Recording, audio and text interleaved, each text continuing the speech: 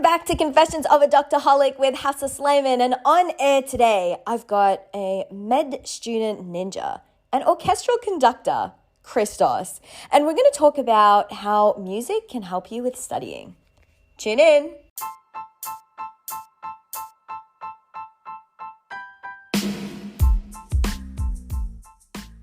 All right, so Christos, you mentioned that you're a music conductor. Yes, an orchestral conductor. I studied music as my first degree before coming to do this graduate entry in medicine. I did composition. My first instrument was piano. I played clarinet in the orchestra, and then I did conducting. So I absolutely love how he knows so much about music, and then there's me. I'm completely tone deaf. I listen to Tiesto and all these amazing beats, and I'm like, yeah, let's go dancing. But no. Personally, I'm tone deaf. Well, a lot of people. A lot of people are. A lot of people tend to be. Look, I do come with my music smuggery. I did study classical music, so when people come to me and say, listen to this, I'm like, guys, put that noise off, thank you. I'm joking. I don't offend anyone. Okay, fair. So, what does being a music conductor entail? Okay, so an orchestral conductor kind of leads the orchestra. You have to prepare your piece. I don't know if you've seen. I don't know. I'm speaking as if you know. But yeah, it's a guy that waves the baton in the front. I've seen Tom and Jerry. Tom and Jerry. That's good enough. He's waving that stick around. It's basically the closest you'll get to Harry Potter, because there's so much power in that baton. You flick it and someone plays. You flick it the other way and someone stops. I love it. Do you ever glare at people if they don't play it right? Oh yeah, you glare. You move your hands. You step forward. You point at them. You do so many things to get them playing the way you want them to play. That is so cool. Can I see a video after the show? 100%. Oh my god, I'm gonna put this on my Instagram. I'm so keen. All right, so the real reason we wanted to talk about music is because what fascinates me is that some people can study with music and other people can't study with music. So for me personally, I like upbeat dance songs. I listen to things that literally make you deaf, and I love listening at loudest possible volume. So I struggle to study with music, and I know if I'm listening to music, there's going to be no study done. But what do you reckon? Look, it's different things for different people. Mm-hmm. Okay, so if you are able to listen to something while you're studying, then great, do it. Preferably, and I say this to everyone, classical. There have been studies shown that classical music is the best. It does help you with your memory. It does release more dopamine. It does help with concentration. And also, I think what music does, if you're able to do it, is it tells the brain, right, I need to sit down and study now. I play one piece every time I start studying because it gears me. Even if I don't feel like it and I hear that music, I know, right, my brain says ready to study. All right, so just to remind all of you, dopamine is a neurotransmitter, so it's basically a molecule that's released into your brain. It's associated with reward pathways, so basically it's what makes you happy. Yep. So I read a couple of things online. There has been a study on classical music, and basically people who listen to this in the background while watching a 1-hour lecture have been able to retain more information, and I thought that was absolutely wild. And then I came across this concept called the Mozart effect. Listening to Mozart does increase IQ, memory retention. It does help with things like anxiety and depression, etc., etc. So it definitely, there's that idea about Mozart music. Even playing it to a plant will make a plant grow differently to another plant because of molecular structures. And there was a Japanese scientist who showed how water molecules change to classical music.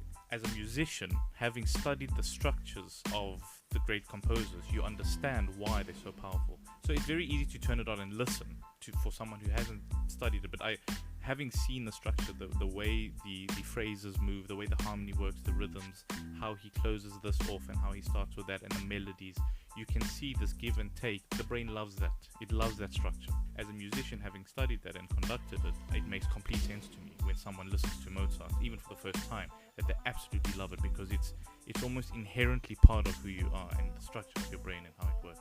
All right, so this study about the Mozart effect was conducted in 1993, and as you mentioned earlier, it raises dopamine levels, it is good for relaxation, it raises IQ apparently, and improves cognitive abilities. So you mentioned that you start studying with a classical piece. Yes. During your study, do you listen to music? I do listen to music. It just helps me block out other sounds, but it helps me just remain concentrating on my work. I love it. Does it help with your endurance? So do you feel like you can study for a longer period of time with music? Yes, 100%. I don't know why. I suppose it's because of what we've explained, the release of dopamine in my memory. Consciously, it's just that I'm listening to music. I want to finish this piece. I'm enjoying listening to it and studying it. It integrates everything. I listen to Bach. Bach is fantastic. Bach is another composer, unbelievable composer. I was Absolutely fantastic. I was like, are you saying bug? Bach. Yeah. Okay, fair. Similar to the Mozart effect. Okay, Similar, beautiful. yeah. So there's a Bach effect apparently as well. Look, to get technical, you want to stay Baroque and classical. You don't want to get romantic. Those are the different eras. If anyone has any idea about that, private message me as well. I'll be very impressed. Okay, actually, I want to know more about this right now. Okay, so what is this romance thingy that so you're you've talking got different about? eras. You've got different eras, same as art. So you've got the Baroque era, which was in the 1600s. It originated in a church. And it's very structured, extremely structured, and it's called a fugue. So it's counterpoint. There's a lot of double melodies being played against each other, and it's extremely good for the brain. Fantastic for studying. Play it to your children, and if you are going to have children one day, let them listen to it. Classical is Mozart. It's question and answer. It's amazing. It's beautiful, you know. And then you have the Romantics, which is an exploration of emotion and human suffering. You don't want that too much because that's a lot more of a story. You won't study much with that. It's more distracting. Yeah, it's more distracting. It's a lot more. It's heavier.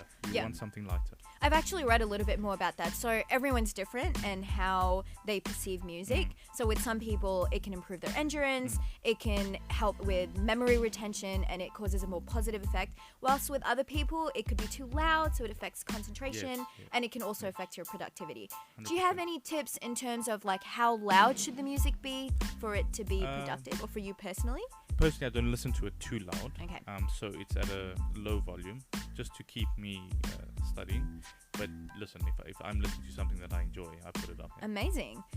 There's also been another study. I know, I'm just like throwing out study names. So it was done by the Northwestern University Auditory Neuroscience Lab. And basically, same thing. It shows that it enhanced the neurological response to sounds, and apparently it improves your learning and listening abilities. But just one more thing. Besides only listening, go out and learn an instrument, people. There are so many people who tell me, I wish I learned and I want to learn. I'm like, go and do it. Go and learn. You will learn better. Look at this hand. Yeah. This is a chubby hand with kebab fingers. I'm basically showing Christos my hand. Look at mine. Mine are basically like sausages. I've got kebab fingers too. He's got longer fingers, so this explains why he can play the piano and I cannot. I tried. No, I will try again. Try again. Listen, don't give up. Learn piano. Okay, sounds good. I do lessons, by the way. Oh, you do? That was just to get some advertising. That is pretty funny. Lunch is expensive. Okay, fine. So lessons with Christos. Okay, here's what we advise, I guess. I mean, there are many studies for and against listening to music with study. If you want to try it, and to be completely honest, I'm going to try listening to music, and if it's okay with you, send me some of the pieces that you listen 100%. To. I'm going to try this week, and I'll let all of you know how it's gone for me. So what we advise is choose music, preferably without lyrics, something classical, something monotonous and relaxing. Try something that's unfamiliar. To be honest, if I listened to Katy Perry or something, I'd be like, yep, jamming. So listen to something you're not familiar with. You could do upbeat music, but during your breaks, so that it doesn't distract you from your study, and maybe medium to low volume. Yeah, medium to low volume. And if you want a piece to kick you off with classical music and studying, go and listen to Mozart Piano Concerto in C major, second movement. Fantastic. All right, I'm going to put that on my Instagram page. That's at Hafsa Slayman, HAFSASLAIMAN. And so, Chris, you're going to send me some pieces that you listen to? I'll definitely Amazing. Send them. I'm going to let you guys know how it goes. I'm going to try it for a week and see how it goes with my study. I've got so much study to do, so this is going to be great.